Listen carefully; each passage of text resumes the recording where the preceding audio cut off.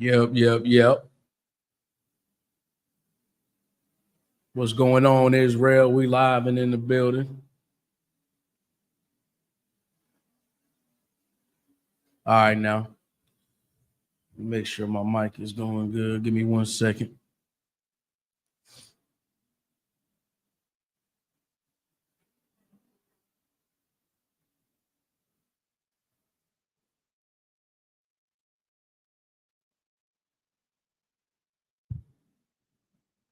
All right.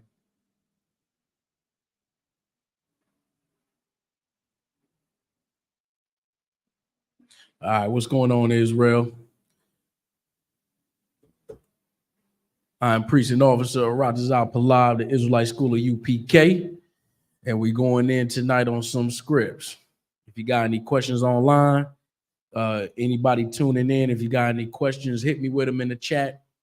We're going to answer all questions you got about this book called the Bible.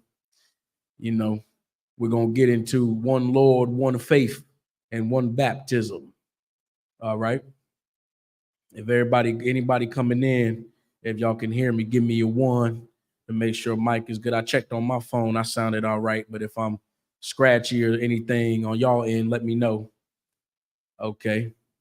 So first we're going to go to Ephesians chapter 4 and verse 5. All right. Get Ephesians 4 and 5. It says one Lord, one faith, and one baptism. Why is it saying one Lord, one faith, and one baptism? It's one Lord, one faith, and one baptism. Appreciate that, Brown Hornet. 1975. What's going on, bro? If you got any questions, hit me with them in the chat. Everybody coming in, if you got any questions, come on, hit me with them. I got this computer here I can monitor and make sure everything's going good. All right. Right now, we had Ephesians 4 and 5 in the King James Version of the Bible. Okay. Oh, what's going on? Dr. Zagabar, what's good? It's my man right there. All right. Ephesians 4 and 5. One Lord, one faith, and one baptism. One Lord, one faith, one baptism. This is very specific. This is very important to understand. Why? Because to have one Lord means you got one power. It means you got one God. You got the Most High God. Jesus Christ is not the Most High God. However, Jesus Christ is king over Israel. When the Most High God sent Christ to die for the nation of Israel, that same person, that same man he sent is going to get sent back into the earth and deliver the children of Israel. He's going to rule the planet Earth, okay? Now, one faith, one baptism. To have one faith, we read before in the scripts, faith without works is dead, right? So there's one faith, one. You can't have many different faiths, many different denominations, many different beliefs. You go to other churches, you got Christianity and believing over there, and you got people who believe Christmas is okay. You got some that say Christmas ain't okay, but then they turn around and have church on Sunday. You got some places that say Christmas and Halloween is not okay and Sunday worship ain't okay, but you can eat whatever you want. Okay. There's only one Lord, one faith, and one baptism. Now that baptism is Christ's baptism, not John's baptism. And we're going to go into a little bit of that here today. We're going to break down one Lord, one faith, and one baptism. All right. So we're going to go over to Exodus 15 and 3. For anybody coming in, if you want to catch up, we're going to go over to Exodus 15 and 3. Exodus 15 and 3. And I'll let y'all get there for a second. Exodus is one of the first 5 books of Moses for anybody that don't know. All right. It's the second book in the Old Testament. So Exodus 15 and 3 says, the Lord is a man of war. The Lord is his name. The Lord is a man of war. What does that mean? Does that mean we have to be, shooting guns and fighting all the time and punching people and committing harm and violence against each other. No. The Lord being a man of war is everyday warfare, meaning everything in every day is a fight. It's a battle. Everything that you go through every day is a fight in a battle. And what are you fighting every day? Why should we read this and understand how this applies to us? The Lord being a man of war. What happens in warfare? Let's start with what happens in warfare. There has to be authority. There has to be a delegating of authority. There has to be order. There has to be rules set in place. There has to be a certain level of information coming in and information going out. There has to be orders given. There has to be orders taken. Warfare is strategic, and you have to know how to fight. And oftentimes we hear that word fight and think it's with your fists, with your hands. Fighting is mental too. Warfare is a mental battle, a physical battle, your spiritual battle, all of that. And in this book and in this Bible, you learn how to do all of those things in this school. When we were talking earlier about different denominations and faiths and all that, there's only one place that you can truly learn how to serve the Most High God and know what the Lord of war is about, or that man of war is about. Now, how do you become somebody in that war? How do you become a man of war? How do you learn how to be strategic and disciplined and to move in a way where you're fighting demons, you're fighting your lust, you're fighting that person on the job? Again, not with your hands and your feet, punching and kicking, but spiritual battle, mental. How do you do that? You learn how to do that in this book. So you can't go to any and everybody about this book and learn how to fight. You got to learn how to do it from men who were taught how to do it by the inspiration of the Lord. Otherwise, you're going to be running around saying that Christmas is not okay, but you worship, go to church on Sunday. You're going to be flip-flopping, and you can't have that. That's why it says one Lord, one faith, one baptism. When Commanding General YAHANNA brought out about all camps coming together back in 2012, that's because you can't have a group over here and a group over there and a group over there. Now, we ain't going to force you to come in here, but there's only been one body since the beginning. There's only been one Lord, one faith, and one baptism all the way back when this was written, back then in Ephesians. So now we're getting what that one Lord is and understanding how to apply it. So we're learning about the Lord from this book. And this says that the Lord is a man of war, meaning the Lord ain't no punk. The Lord ain't your husband. The Lord ain't your boyfriend. God ain't your buddy. I hear people talking about Jesus is my husband, even though you got the Most High God and you got Christ. In Christianity, they put them two in one and the same, but they're not one and the same. So Christ is an austere man too, though, but the Most High God is a man of war. So Christ is just like the Most High, but they're not one and the same, though. So the same way that you come in here and you learn and you grow and you mold yourself into a warrior, a soldier, then you are taking on the spirit of Christ, but you are not Christ yourself. So to understand that, you gotta learn who the Most High is.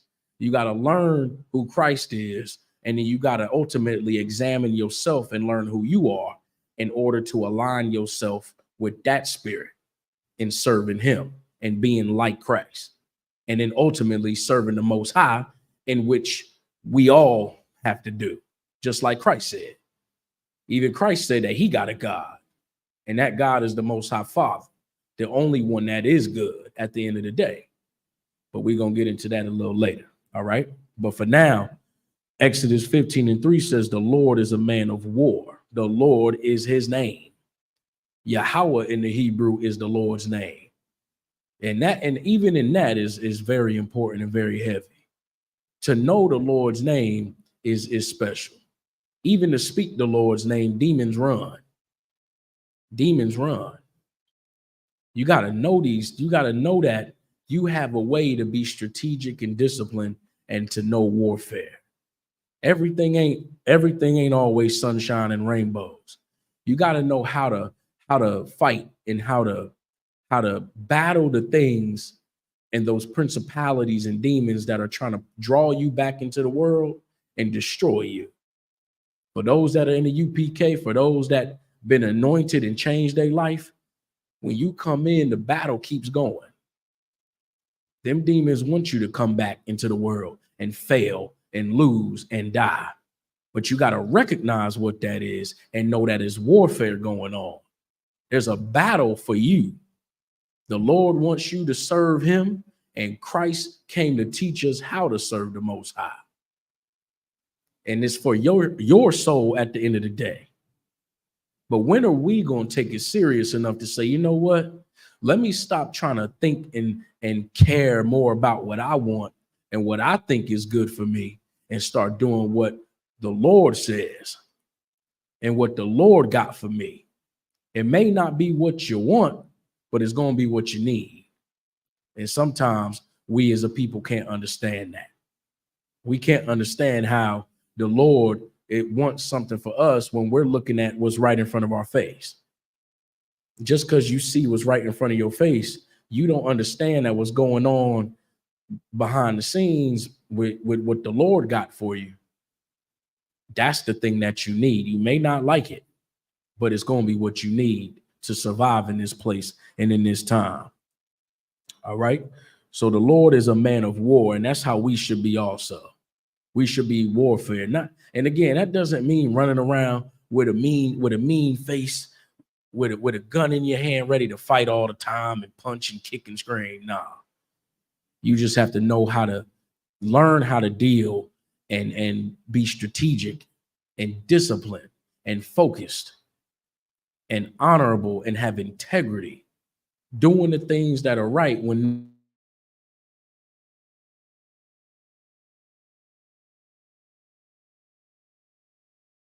All right. So now, okay, we're going to carry over to Joel 2:27. Joel 2:27. All right.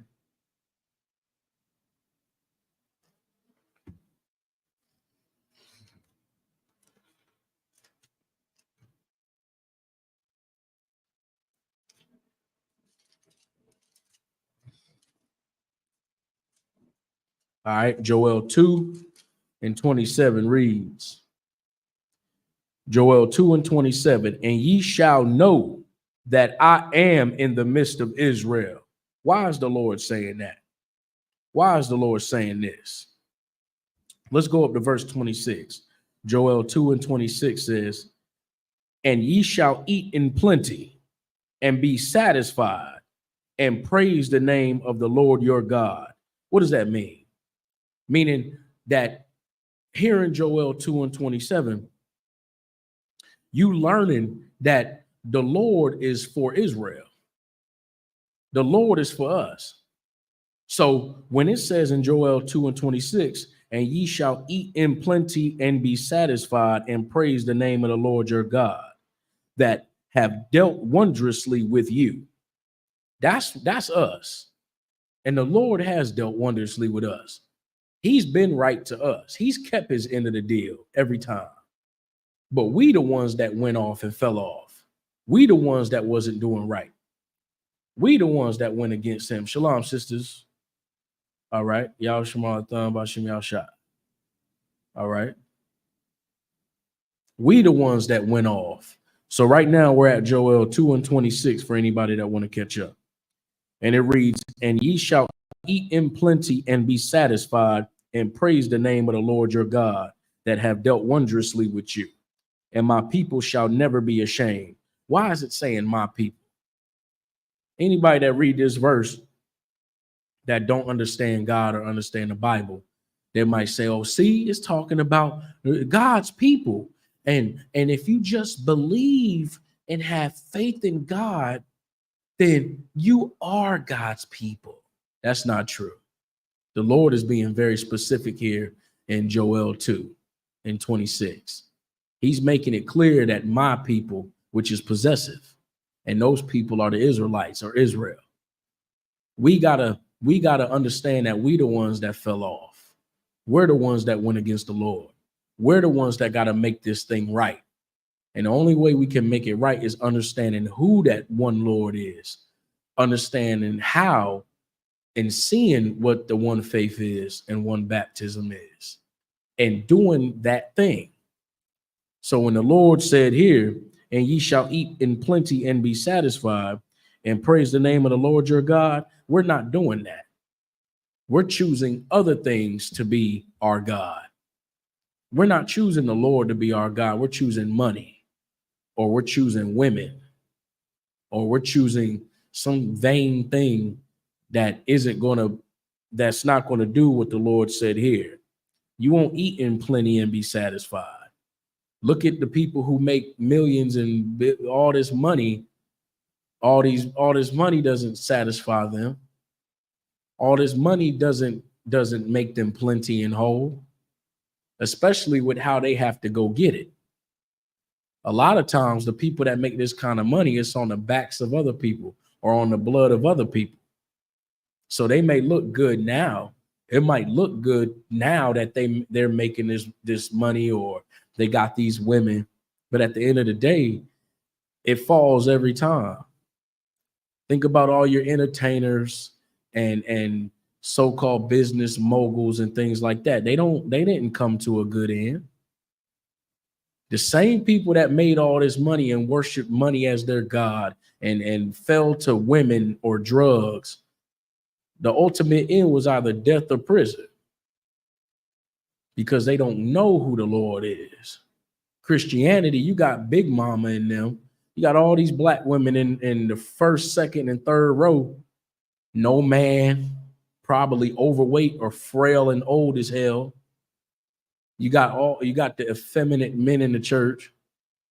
The men are up subservient to the women. They're up under the women.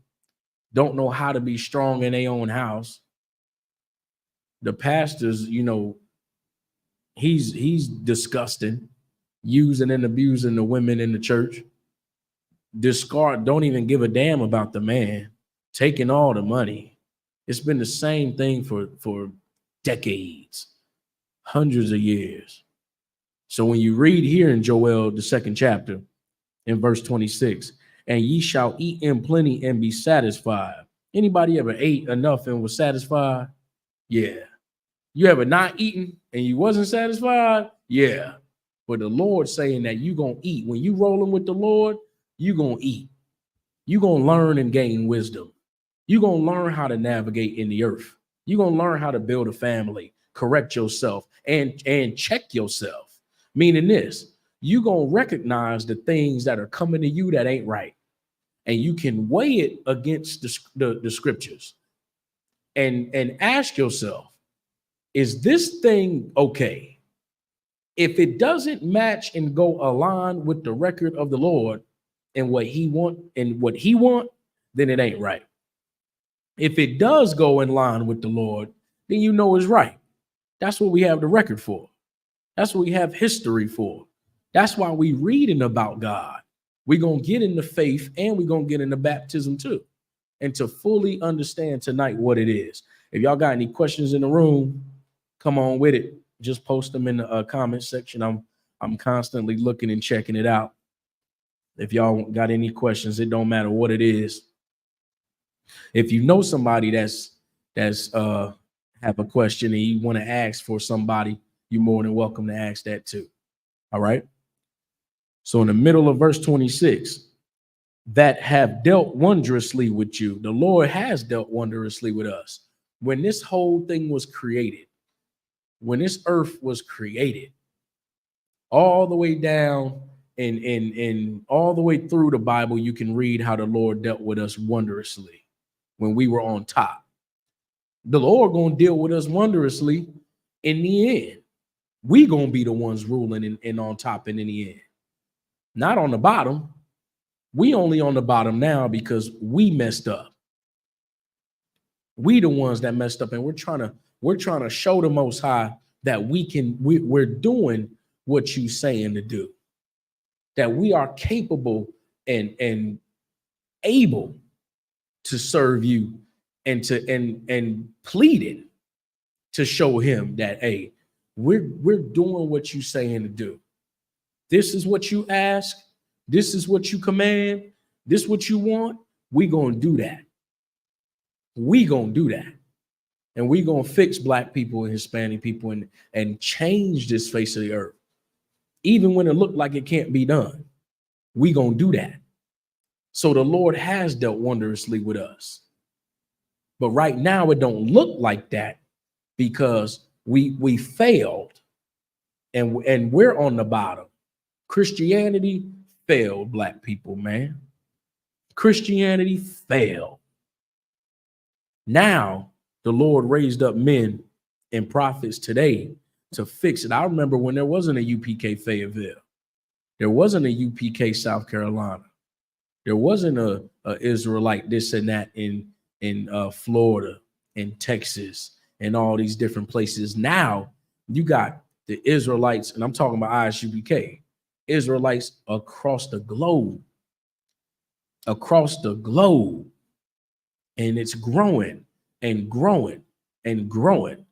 It ain't stopping. Why? Because the biblical prophecy of these men and women being raised up and these children being taught.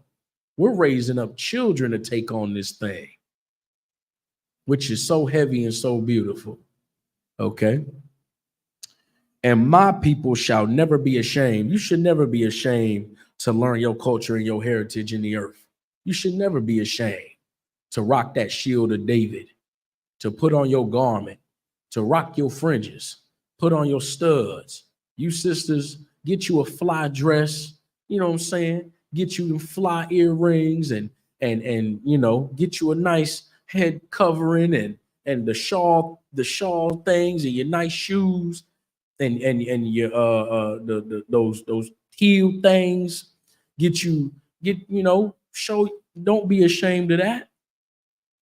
Don't be ashamed of that. You brothers, grow your beard out. You know, I'm working on mine, but grow your beard out. You know, I seen some brothers when I met brothers, they didn't have a beard at the time. Now they look like warriors. I'm over here trying to stretch and pull my joint out, just trying to be like them. You know, get your braids. I know some brothers that had a lot of hair. Well, the Lord took the hair from them. And for those that got hair can rock their braids now. Do that. You know what I'm saying?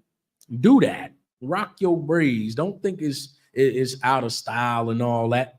Ain't no style. We make the style. We create and make the smallest things great. Remember when big white tees and baggy jeans? I'm talking about them real baggy jeans. The white tee, the big white tees and baggy jeans. You talking about a white t-shirt and some jeans. That went global.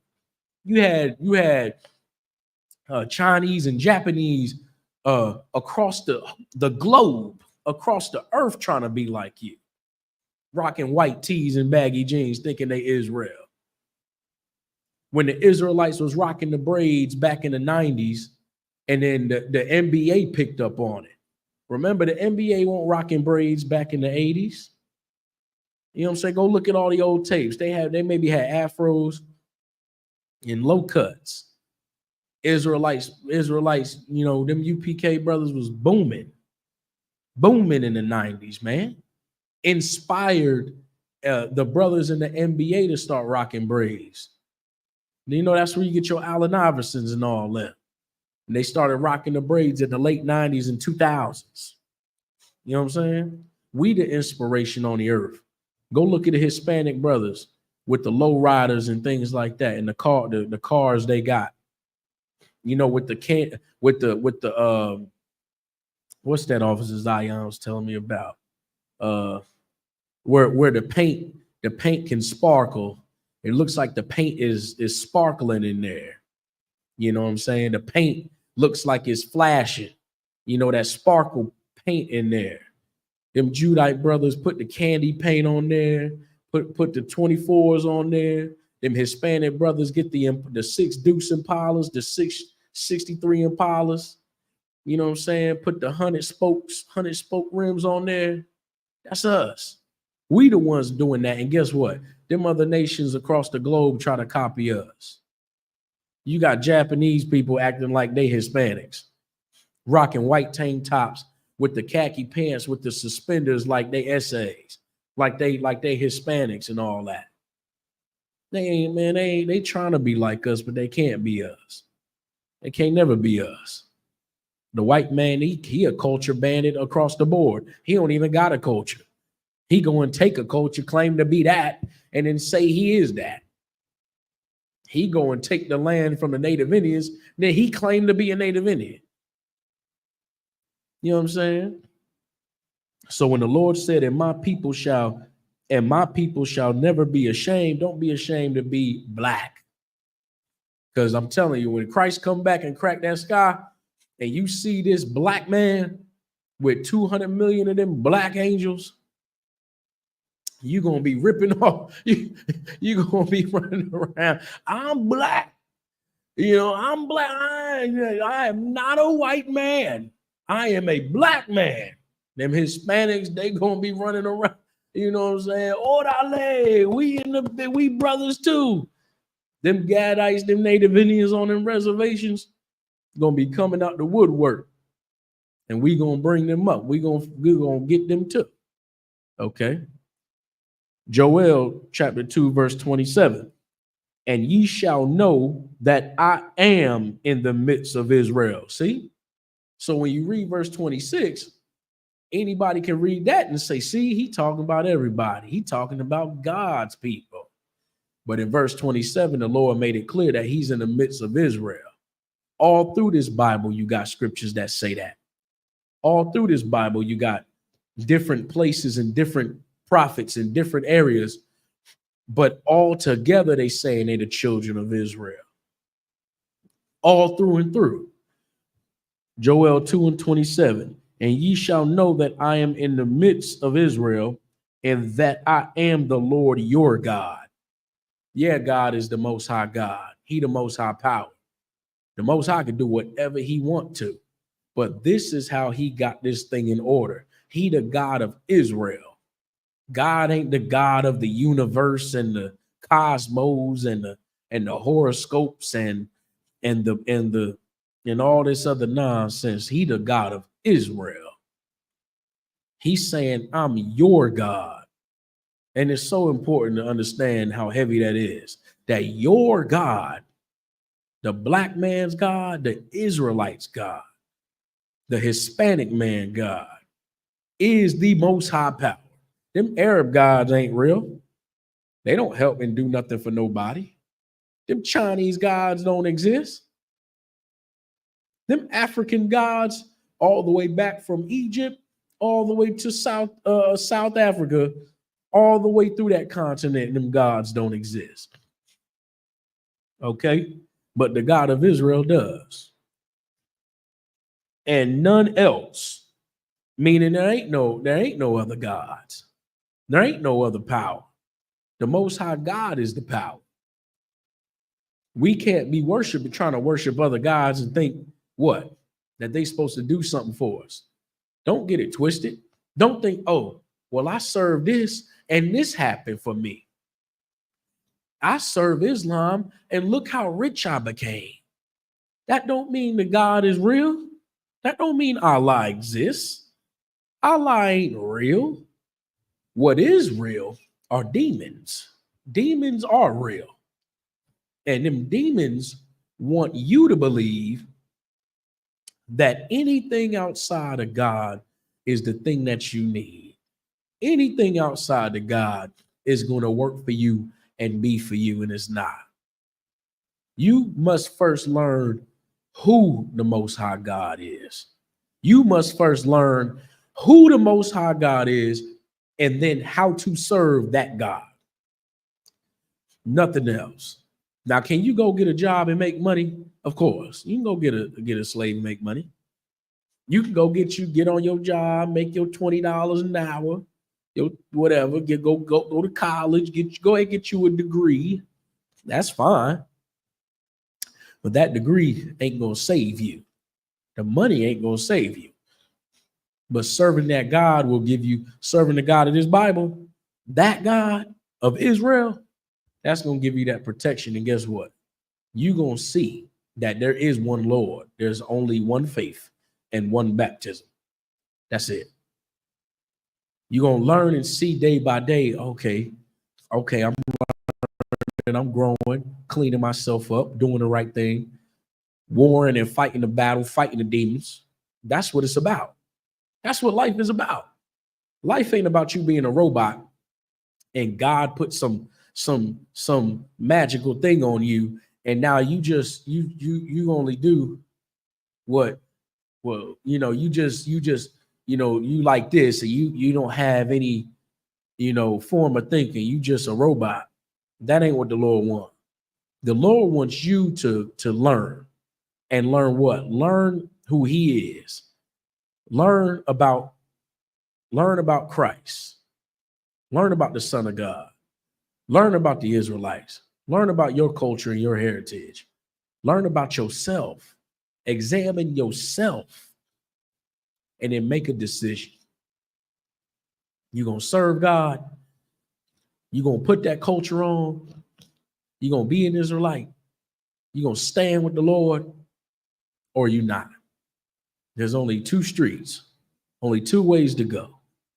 You learn that you're an Israelite, serve the Most High God in the right way, in its entirety, and learn it in the Israelite School of UPK. It's the only place you're going to get it. Okay? You ain't going to get it nowhere else. I'm sorry, not sorry.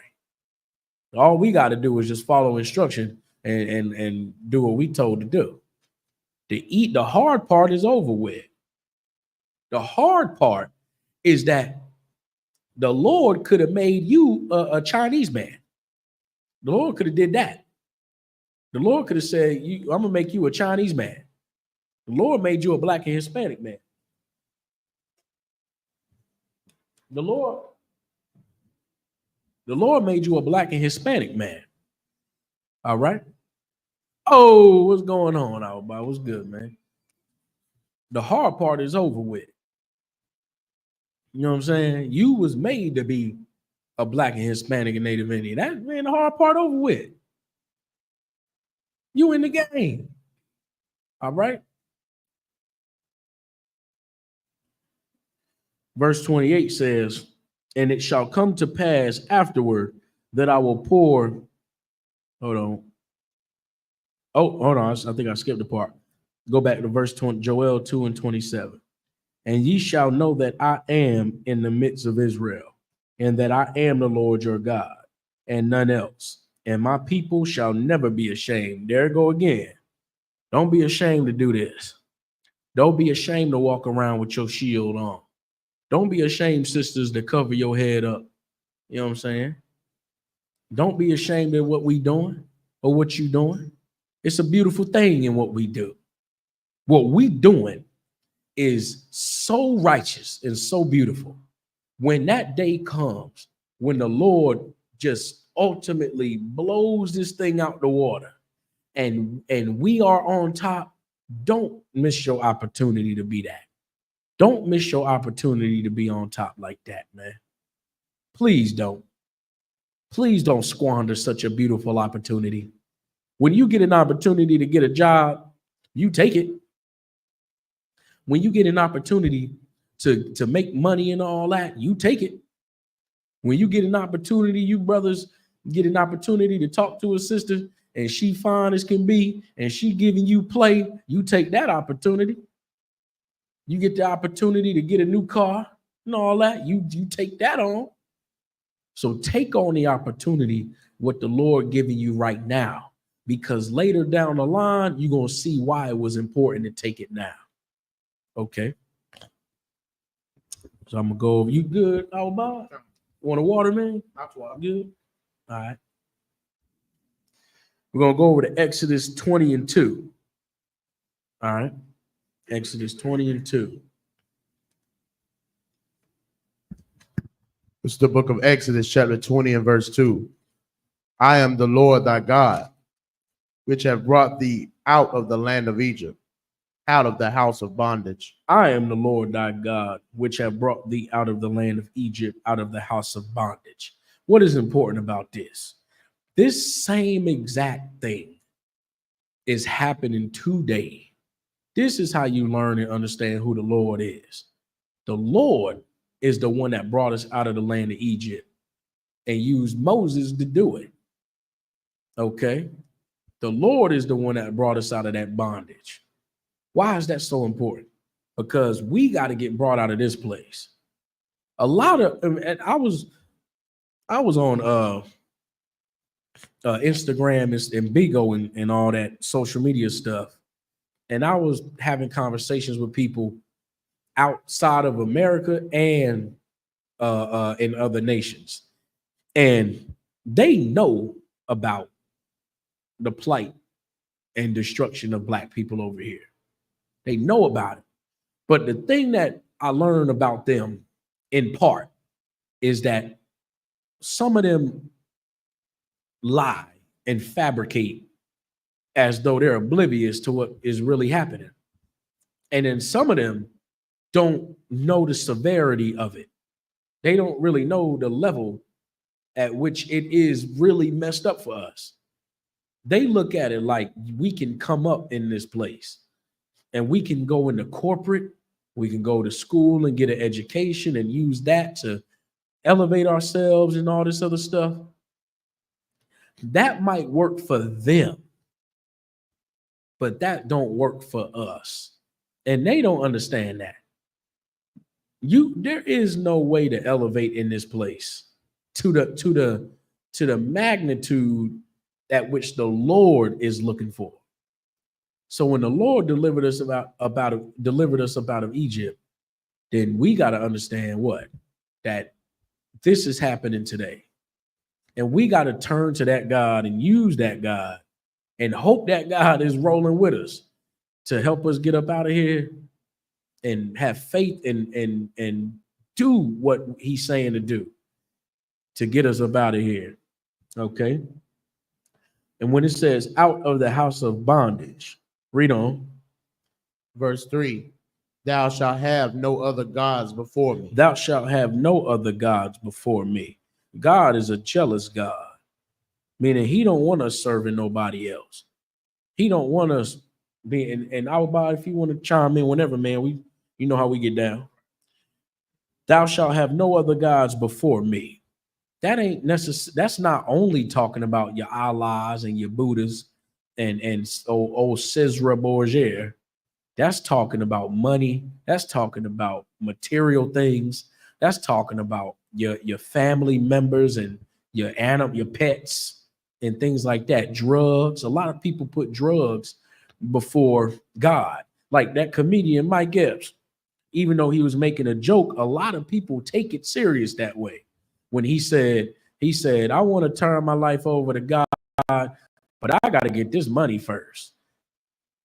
He don't, like many, and it won't he the one rolling with that other dude that was joking on the Israelites and old boy died? I believe that was him. When they made that joke and they put on the Israelite attire and they walked out onto a street corner and was making fun of the Israelites, and then the homeboy he was with, he died. And you ain't heard Mike Epps make no more jokes about no Israelites after that. Now, we didn't do nothing to him, but old boy, he died. He is no longer here. So before you go making fun of what we do, you better go read about them she-bears and them kids that made fun of the prophet for being bald. Okay. Let me see where we at. All right. So we're going to carry over to, go ahead. Go ahead and read verse 4. Verse 4. Thou shalt not make unto thee any graven image or any likeness of anything that is in heaven above, or that is in the earth beneath, or that is in the SHALAM, or that is in the water under the earth. Right. Thou sh- Meaning, you good. Meaning, thou shalt not make unto thee any graven image or any likeness of anything that is in heaven above. This is talking about when you look at white Jesus, or you might look at the gods that they create, like Poseidon and all your Greek gods, or even all the Egyptian gods, because they had many gods. They had gods of the water god, Happy. They had the bug god and the dog god and all these different gods that they truly did worship and believed that these gods were actual gods that had power. Why do you think that? Why do you think the Lord did the plagues? The Lord was doing the plagues to show the children of Israel they ain't no gods. There ain't no other gods but him. He was showing you with each plague how the gods they worship couldn't do nothing. When he turned the darkness on them, that was showing that sun god they believed wasn't a real god. With the frog god, showed that the frog god couldn't do nothing when the Lord brought the frogs through the land of Egypt. The water god showed when he turned the water to blood and showed the water god couldn't stop it. He's showing Israel that these gods that you believing in under this captivity are not even can't even do anything about it. They're not real. And in the end, when he killed every firstborn, even of the cattle, showed that Pharaoh was no god either. Summed it all up, wrapped it all the way up to show that Pharaoh won't no god either. Just like your presidents and all these people behind the scenes, they ain't no real gods. They ain't no most high God. They might have the position and authority now, and they are portrayed as gods and untouchable, but you seeing the same downfall that Egypt got, the same downfall that Rome got, the same downfall that America gonna get, you watching it in real time, right now. So when the Lord said, don't make any graven images, it's talking about paintings, statues, worship of anything else.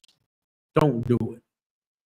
That includes your money, that includes your drugs, that includes women, that includes anything. Okay. So carry me over to Isaiah 45:5, so we can more so understand about this Lord. All right. This is the book of Isaiah, chapter 45 and verse 5. I am the Lord, and there is none else. There is no God beside me. The Lord's keeping it straight up. I am the Lord your God. Ain't no other God beside me. Ain't no other gods other than the Most High God. Ain't no other gods. Ain't no one beside him. Can't nothing even match or compare to the Most High. Just ain't gonna happen. He the Most High power.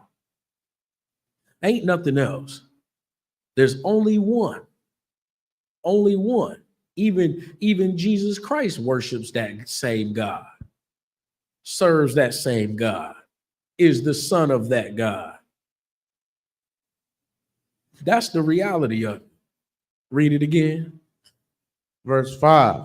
I am the Lord, and there is none else. There is no God beside me. I girded thee, though thou hast not known me. I girded thee, though thou hast not known me. The Lord been here. The Lord is the one that raised you up. The Lord is the one that put that spirit in you before you was even born. The Lord is the one that created you before you even knew what anything was. Before we knew how to talk, how to see, how to breathe, how to read and write, the Lord was already the one here. The Lord already knew who you was before you even got here. He already knew it.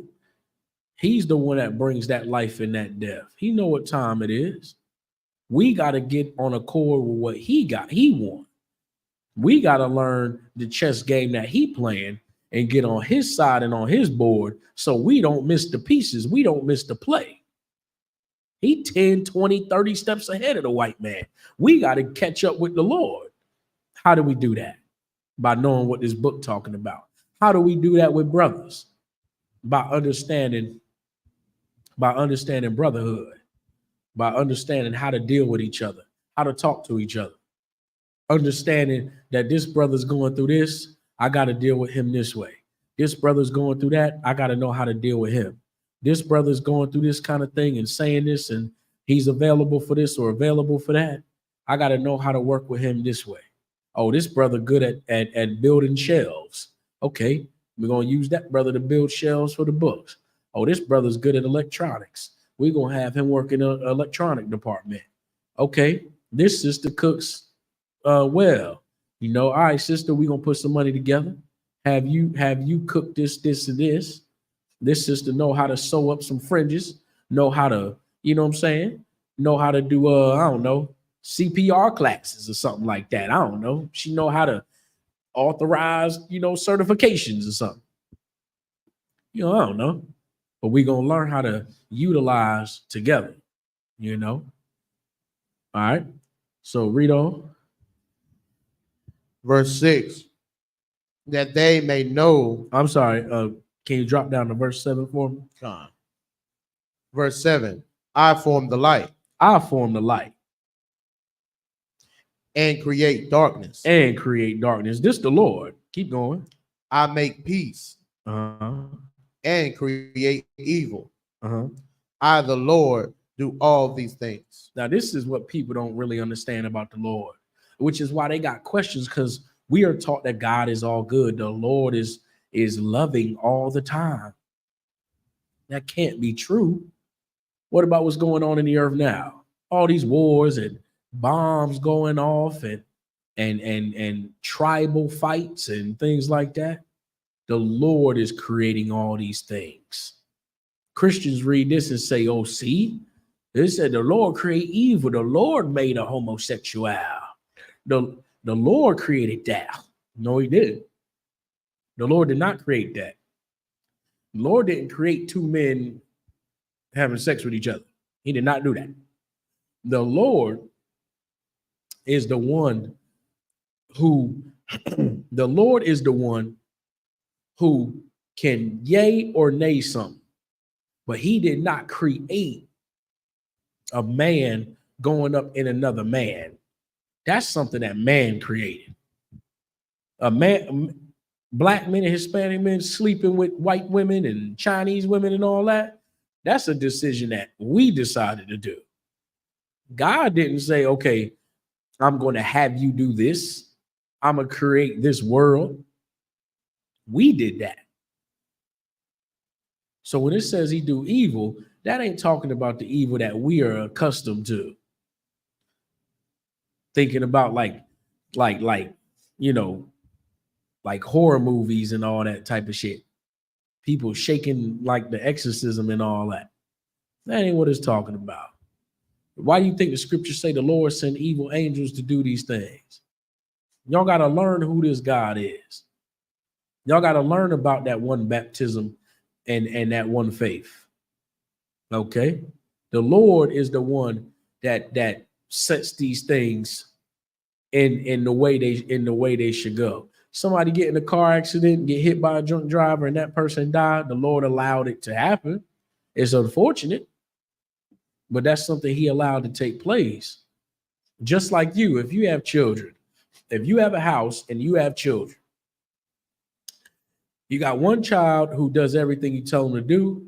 You're going to give him that protection, show him the right way, raise him up correctly. Then you have another child that's completely disobedient, always leaving the house and going outside and learning out there. Well, that child that's always running outside isn't under the protection and guidance of what's going on in the house. So whatever happens to that child out there because they chose to go out there, and I'm not talking about a child like 5 or 6 years old. I'm talking about child with sense, you know, and at an age of sense. They go out there and they get beat up They learn the hard way. Then what do? They come back. And then they try to, they had to learn the hard way. The parent didn't want them to learn the hard way, but that's just what had that you chose to go outside of these doors. And you learn what happened to you, and now you're coming back. But that child that learned and chose to do the right thing, he didn't go out there and get beat up and robbed and all that. That's what we got to understand about this thing. Okay. All right. So take me over to Romans 3:31.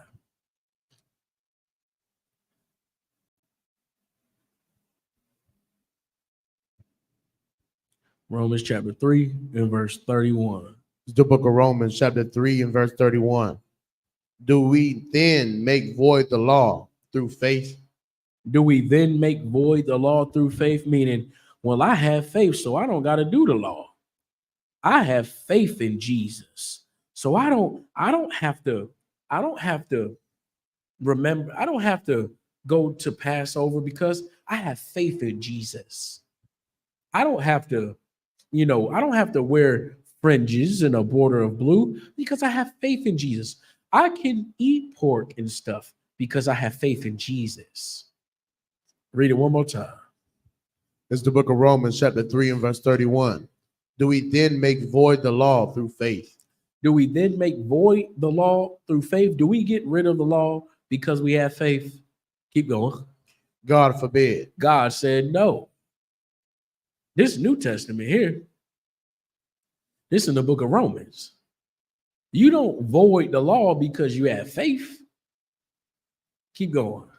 Yeah, we established the law. Yeah, we established the law because that faith without works is dead. So what kind of work can you put in if you don't know the law and how to execute it righteously? I can't just go my whole life doing whatever I want. If I go around robbing people and beating people up in the neighborhood and having sex with anybody and anything, but I got faith though. You know what I'm saying? I got faith though. That ain't gonna work for me. That ain't. Hey, we got tissue over here. Got any tissues? That ain't gonna work for me. That ain't gonna work for us. Oh yeah, I got faith, but I'm robbing niggas. Oh, I got faith, but I'm stealing and killing. Oh yeah, I got faith, but I eat whatever the hell I want to. I'm doing all this nonsense, but I got faith though.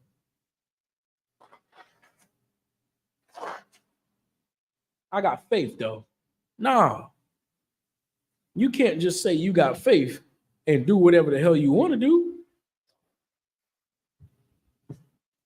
I got faith in God and Jesus. Hell no. You better tap and recognize what's going on in this Bible and what this Lord is about. You better get down. Okay. Read on. That's the end of that. Oh, that's the end of that? All right. Take me to Ephesians 2 and 8. Let's get Ephesians 2 and 8. It's the book of Ephesians, chapter 2 and verse 8. For by grace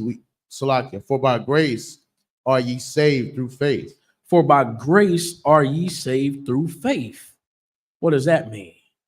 For by grace are ye saved through faith. Okay. What is grace? Grace is your time period to get it right. So by faith, for by grace we are saved through faith. Why? Because in that time, what can you do? How do you know that this is saying? How do you even know that this is saying to keep what God said to do?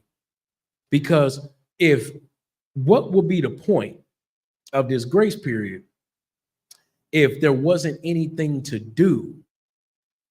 What would be the point of Christ dying and giving us a great and the Most High allowing us to have a grace period if there wasn't anything to work for?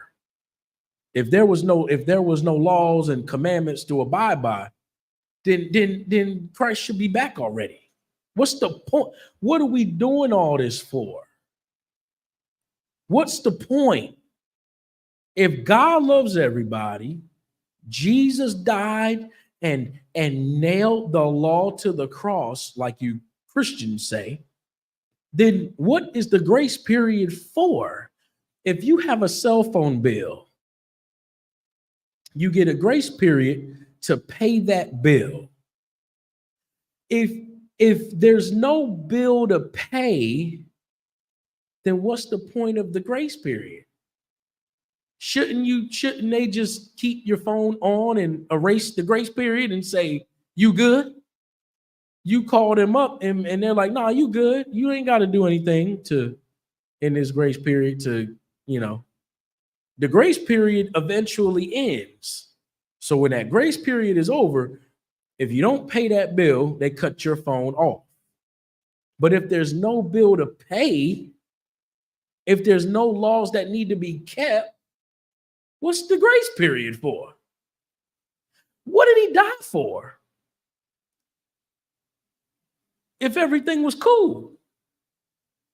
These are the questions that you got to ask yourself to understand what is this talking about. Keep going. Verse 8, and that not of yourselves, it is the gift of God. Keep going. Verse 9, not of works, lest any man should boast. For we are his workmanship, created in Christ Jesus unto good works. Right, because you got to put the work in. The work don't stop just because you got a grace period. The work don't stop because you have faith. The work keep going every day. Be it you fighting it spiritually, you fighting it physically, you fighting it mentally, emotionally, whatever it is. And all of this just dominoes effect into brotherhood, serving the Most High, being strong, not falling weak, calling your brothers, sisters talk to each other and communicate, build sisterhood, all these different things. All right. That's your faith right there. That's faith. Faith, and not just watching and just waiting, but putting in the work. Putting in the work to establish and not just wait and watch for the kingdom of God and wait and watch for Jesus, but putting in the work. Yeah, it might get difficult sometimes. Yeah, it might get hard and what's it called, meticulous or redundant and over and over and over. But that's the thing that protects you. Just like somebody who exercises and works out. Yeah, every day they go to the gym and they push iron. They're running every day, or they're doing. But as days go by, you get more conditioned. Days go by, you add more weight to it. Days go by, you run a longer distance. Days go when weeks and months go by, and you're eventually conditioned to a point where you're able to handle the amount of running you got to do. You're able to handle the amount of weight that's on that bar. You're able to handle the amount of cardio or whatever. Same thing with this work and this truth. Yeah, in the beginning, it may have been difficult to get up in the morning and go to camp, but you got up and you went every Saturday till you got conditioned as normal. Yeah, it might have been difficult at first to teach and break down scriptures, but you exercised that, and now you put the work in. Yeah, it might have been difficult on how to talk to a brother and learn how to when to talk and when not to talk, and learn how to just follow the order and do what you asked to do, and then now you locked in. It take time, but it's work that got to be put in for that. You got to put an effort into it. You can't just sit back on the fence and wait. The funny thing is that we put in work for any and everything else that we want.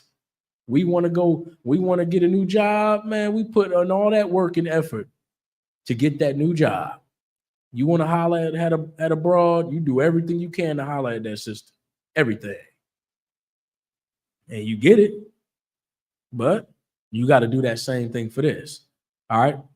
Let's get James 2:19, please.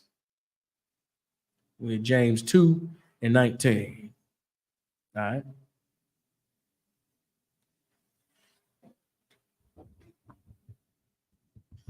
The book of James, chapter 2, and verse 19. Thou believest that there is one God. Thou believest that there is, go ahead. Thou doest well. Uh-huh. The devils also believe and tremble. Right. Because there is only one God. That's what it's saying. People, a lot of this earth, they know there's only one God. They might be running around acting like there's only one God.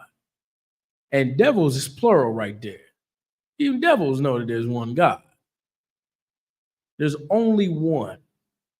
Even when you deal with atheists in them and they be like, oh my God, who the hell are you talking to? The entertainment industry and regular people on the street talk about this whole God thing and God this and God that.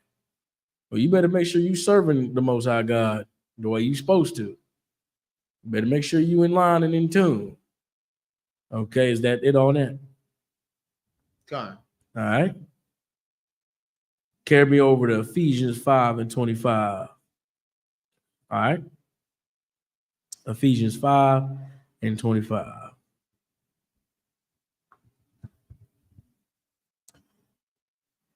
It's the book of Ephesians, chapter 5, and verse 25. Husbands, love your wives, even as Christ also loved the church and gave himself for it. Right. Hold on. Let me catch up to you.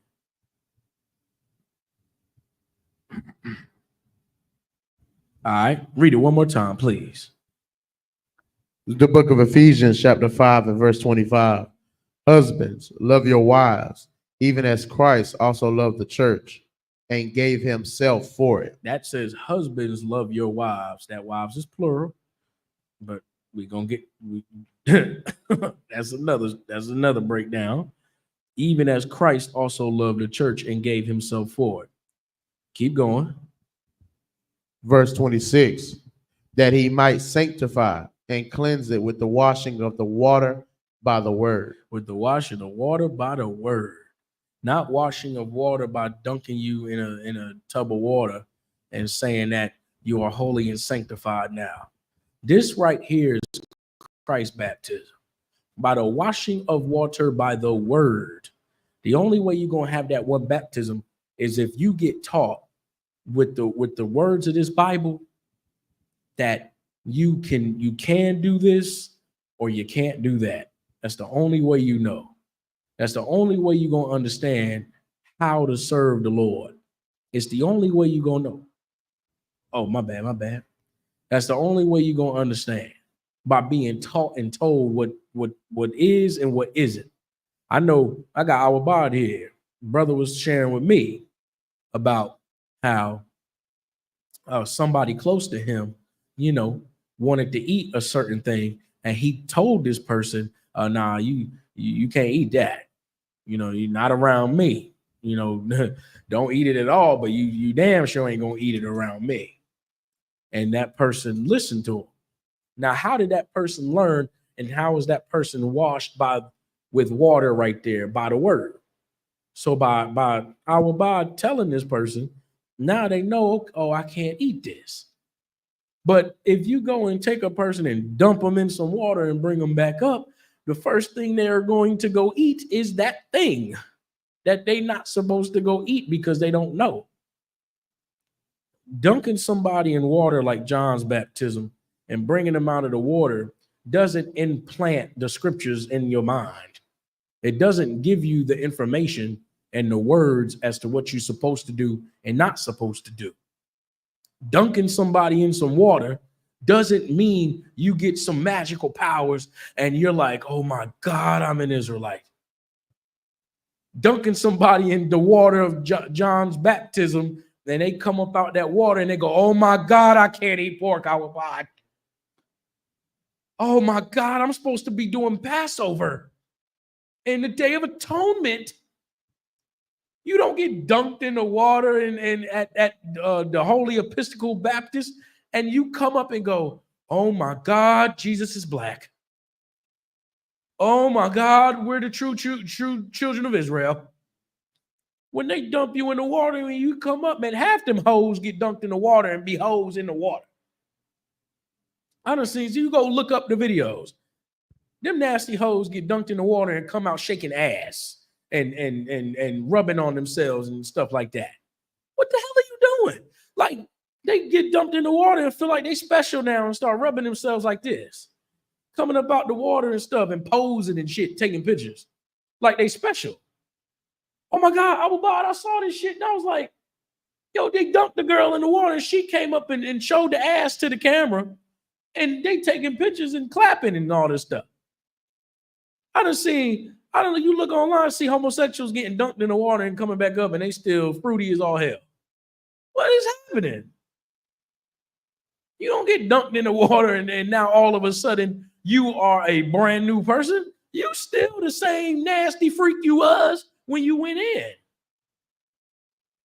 You still the same person that's selling dope. What are you talking about? You got to get washed by the washing of the water by the word. You got to be told, hey, you cannot eat pork no more. You cannot celebrate Thanksgiving. And then get the explanation and break down why. You cannot serve other gods.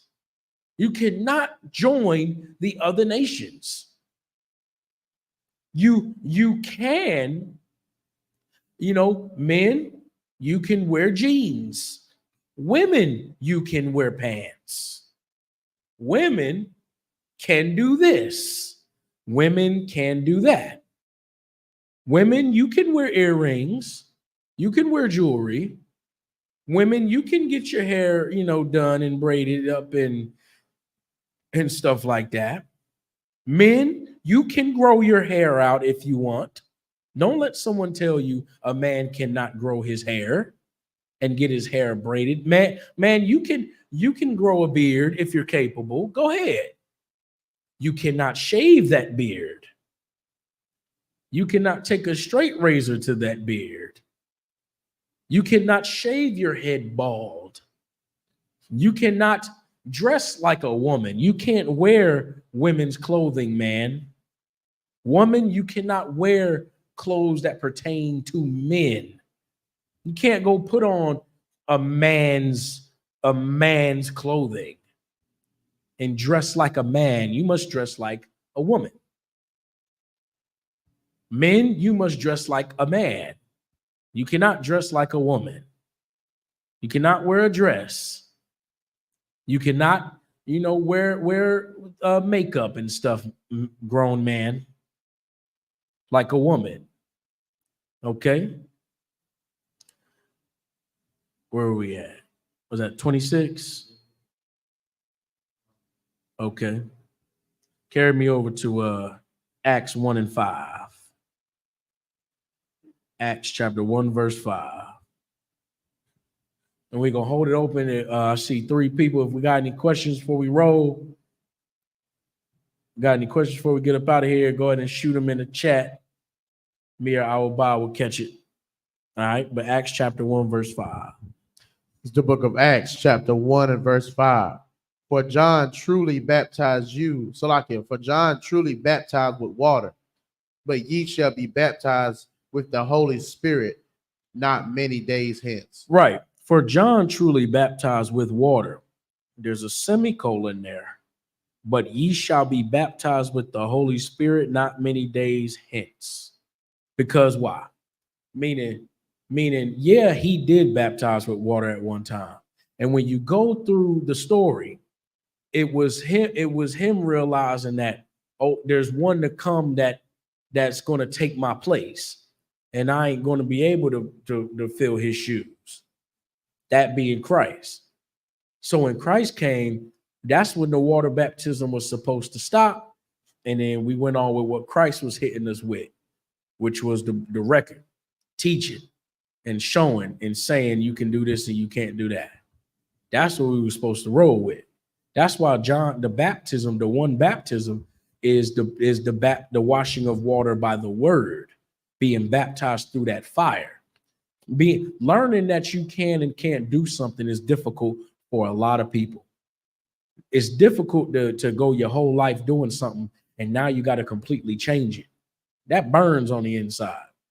Like I said earlier, like working out. If you don't exercise or work out, you start on day one, your thighs are burning, your abs are burning, your back is hurting, your muscles are aching and all that stuff. But as you get baptized through that fire, eventually it don't burn no more. And now you roll it. You know what I'm saying? That's the same thing with the truth. You hear about what you're supposed to do and not supposed to do, and you going through that fire. Okay, I gotta stop doing this. I gotta stop eating this, and I can eat this. I gotta stop celebrating this, and I gotta start honoring the Lord's high holy days. Okay, I gotta stop dressing like this, and I gotta dress the right way. I gotta learn. I gotta fight the demons that come to me, and then I gotta recognize what that demon is. Fight that. And then if I see that demon trying to get on my brother, I got to help him fight that demon too. As it goes on and on, you start to, it ain't too hot no more.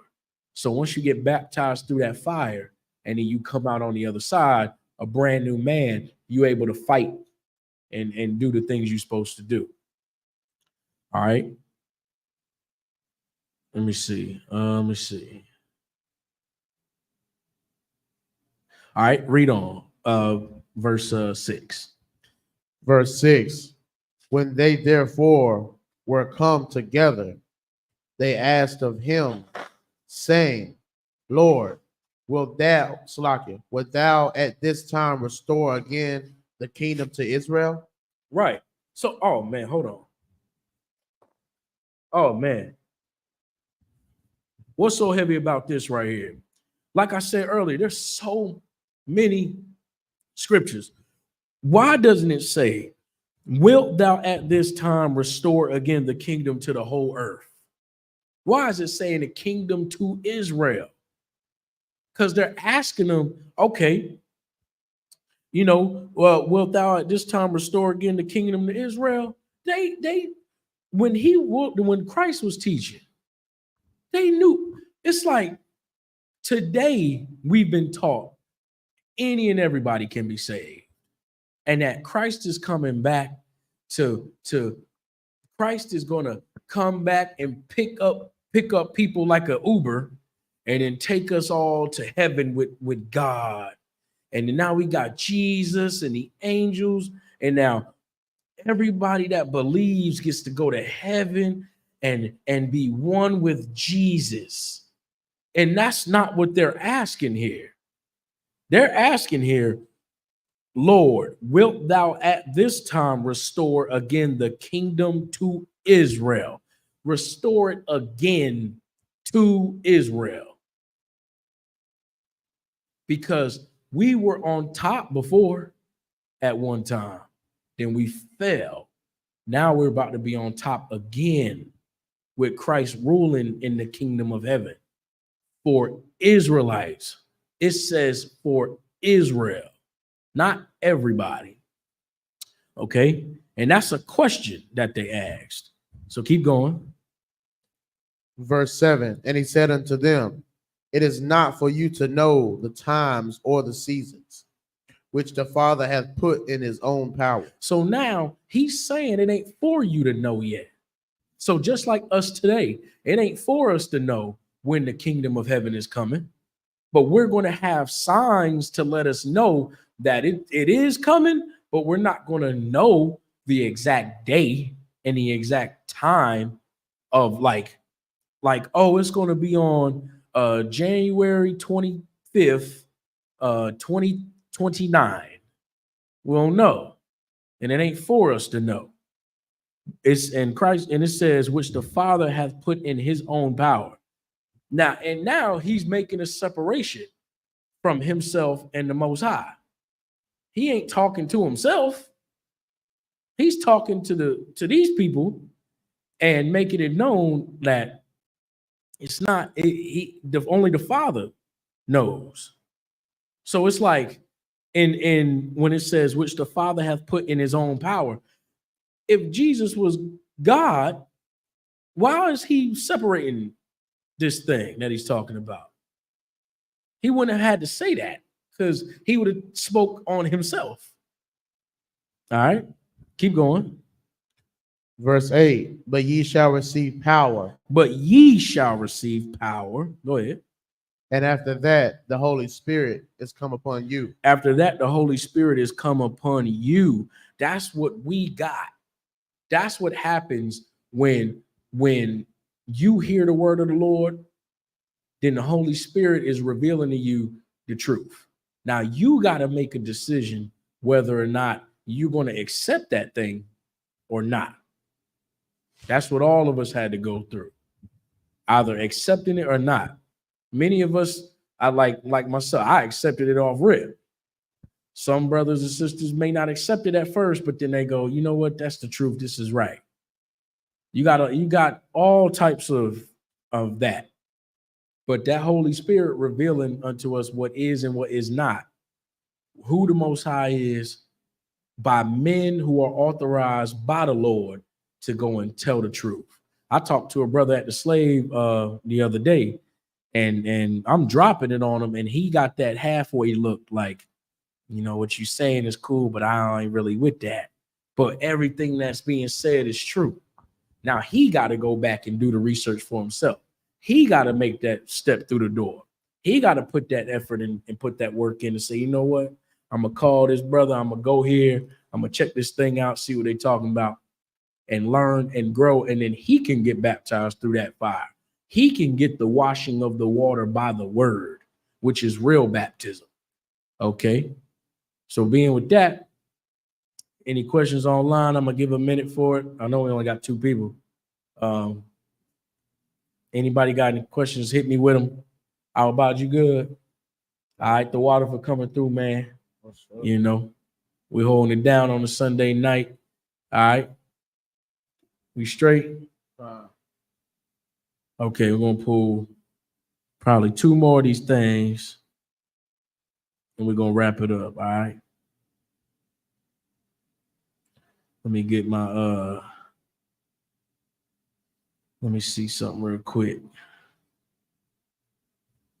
Hey, let me get Hebrews 7:20. I got that in here for some reason. What's that say? It's the book of Hebrews, chapter 7 and verse 20. All right. And as much as not without the Salakia, and as much as not without an oath, he was made priest. Oh, yeah. I didn't mean to have that in there. But that's just talking about no, like you're a priest when you make an oath.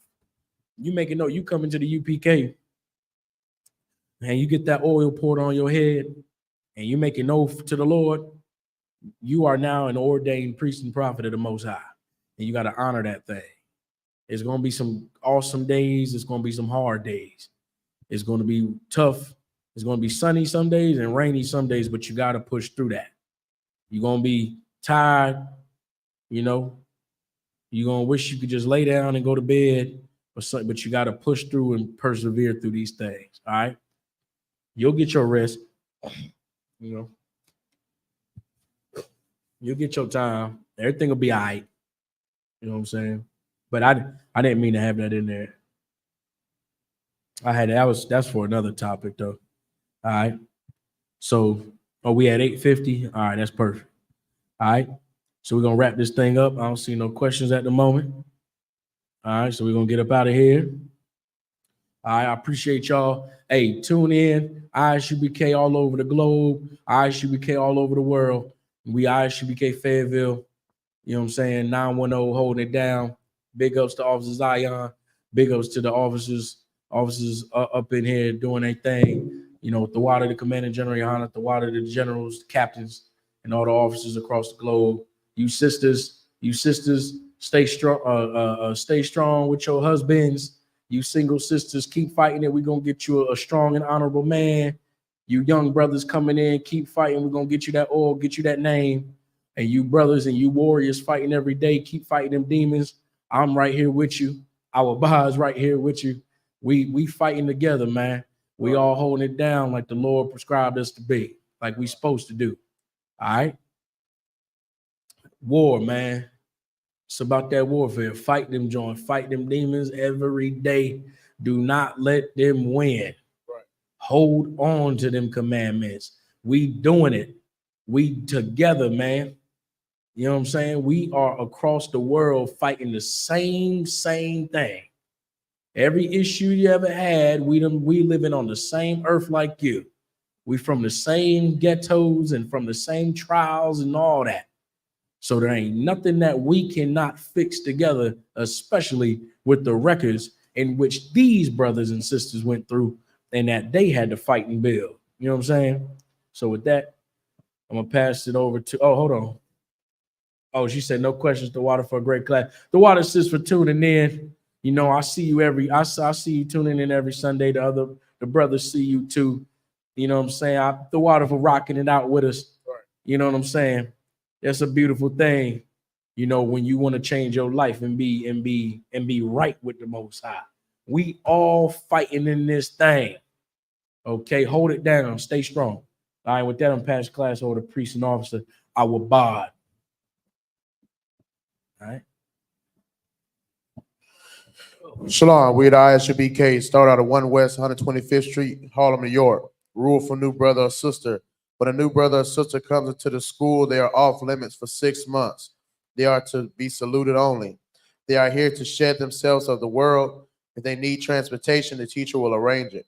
After 6 months, if a brother or sister has an interest in a particular person, he or she must get permission from the head to speak to a brother or sister. There's another 6 months in which the brother or sister will court each other.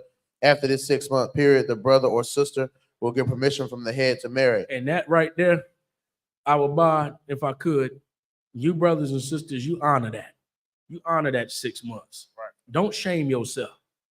Don't shame yourself and shame this school. Every brother and sister that come in here for them 6 months, give them that opportunity to shed themselves of the world, like the Lord allowed you. Don't rush and hustle and bustle to try to sweep this woman off her feet. Have some dignity, man.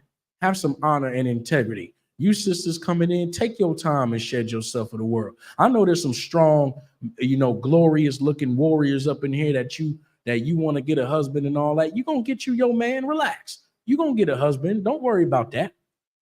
But you brothers have some discipline and some order and be strong, man. If the Lord wants you to be with that woman, you're going to be with that woman. Sister, if the Lord wants you to be with that man, you get with that man. But clean yourself up and change yourself, fix yourself first, and honor that thing. Let's keep this house disciplined and cleaned up. Okay? Come on. Tithes, which is a commandment. The book of Numbers, chapter 18, and verse 21. The book of Malachi, chapter 3, verse 8 through 10. Means tenth in the Hebrew, ma'ashara. 10% of every penny of every increase that the Lord gives you, give to the treasury department or teacher. Priest fund, free will offering for priests, not mandatory. Whatever amount you would like to give. Upcoming holy convocations, the Feast of Dedications, which is December the 25th. Remind Akim and Aquatim to check the bulletin board in the hallway. If the enemy wants to be a trooper in the school, start wearing all black boots, shirts, pants, headband, and scarf. And with that, men of Israel, Amajim.